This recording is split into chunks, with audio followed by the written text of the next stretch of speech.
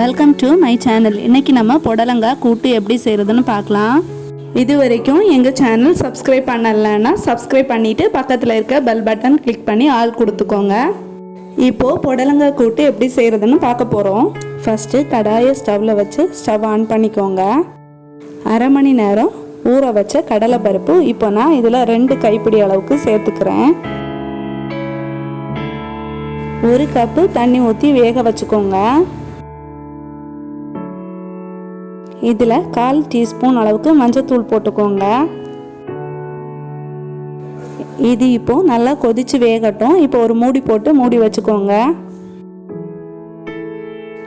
இப்போ மூடியை ஓப்பன் பண்ணி பார்க்கலாம்.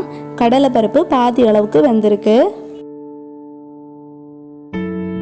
இப்போ இந்த மாதிரி சின்ன சின்னதாக கட் பண்ணி வச்சிருக்க புடலங்காய் இதில் சேர்த்துக்கலாம்.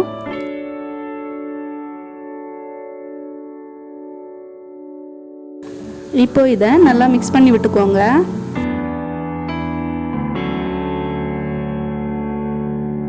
நாலு சோள புளி எடுத்துருக்கேன். இப்போ இதில் 1/2 கப்பு தண்ணி ஊற்றி புளி தண்ணி எடுத்துக்கலாம். இப்போ இந்த புளி தண்ணியை இதில் சேர்த்துக்கலாம்.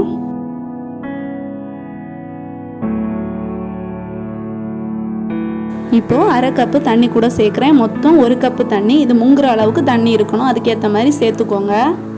தேவையான அளவுக்கு உப்பு சேர்த்துக்கோங்க. இதையும் நல்லா மிக்ஸ் பண்ணி விட்டுக்கோங்க. இப்போ இது நல்லா வேகட்டும். இப்போ ஒரு மூடி போட்டு மூடி வச்சுக்கோங்க. இப்போ நம்ம தேங்காய் தான் போட்டு செய்ய போகிறோம். அதுக்கு தேவையான பொருட்களை அரைக்கலாம். இப்போது 3-4 சின்ன வெங்காயம் இந்த மாதிரி கட் பண்ணி வச்சுருக்கு. இப்போ இதில் சேர்த்துக்கலாம். 4-5 பூண்டு இந்த மாதிரி இதில் சேர்த்துக்கோங்க. 1/4 டீஸ்பூன் ஜீரகம் சேர்த்துக்கிறேன். 1 கைப்பிடி அளவுக்கு தேங்காய் சேர்த்துக்கிறேன். 1/2 ஸ்பூன் மிளகாய் தூள் சேர்த்துக்கிறேன். நீங்கள் உங்களுக்கு காரத்துக்கு ஏற்ற மாதிரி சேர்த்துக்கோங்க. இப்போ இதை கிரைண்ட் பண்ணிட்டு வந்துடலாம். இப்போது அரைச்சி எடுத்துகிட்டு வந்தாச்சு. இப்போ இதை ஓப்பன் பண்ணி பார்க்கலாம். கடலை பருப்பு நல்லபடியாக வெந்திருக்கு. இப்போ இதை பார்த்துக்கோங்க, உங்களுக்கே தெரியும். இப்போ இதில் அரைச்சி வச்சிருக்க தேங்காவை சேர்த்துக்கலாம். இப்போ இதை நல்லா மிக்ஸ் பண்ணி விட்டுக்கோங்க.